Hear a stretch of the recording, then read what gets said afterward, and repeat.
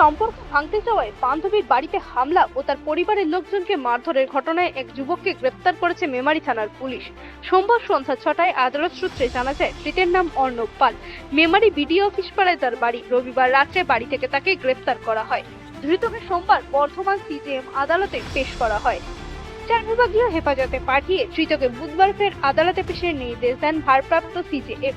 Police জানিয়েছে, মেমারি থানার দক্ষিণ রাধাকান্তপুরে ওই যুবতীর সঙ্গে অর্ণবের বন্ধুত্বের সম্পর্ক তৈরি হয়, কিন্তু বর্তমানে অর্ণবের সঙ্গে সম্পর্ক রাখতে চায় না ওই যুবতী। বিষয়টি তিনি অর্ণবকে জানিয়ে দেন। এরপর শনিবার বেলা 12টা নাগাদ যুবতীর বাড়িতে এসে অর্ণব গালিগালাজ করে। যুবতীর পরিবারের লোকজন তার প্রতিবাদ করেন। যুবতীর উপর বঁটি নিয়ে আক্রমণ করে অভিযুক্ত। যুবতী পালিয়ে যান। এরপরই যুবতীর মা বাবাকে মারধর করা হয়। যুবতীর বৃদ্ধা ঠাকুমা তাকে বাঁচাতে আসেন। বৃদ্ধাকেও মারধর করা হয়, এমনকি অভিযুক্ত তার গলা টিপে ধরে বলে অভিযোগ। চিৎকার চেঁচামেচি শুনে আশেপাশের লোকজন এলে সে পালিয়ে যায়। এরপর যুবতীর বাবা ঘটনার কথা জানিয়ে থানায় অভিযোগ দায়ের করেন।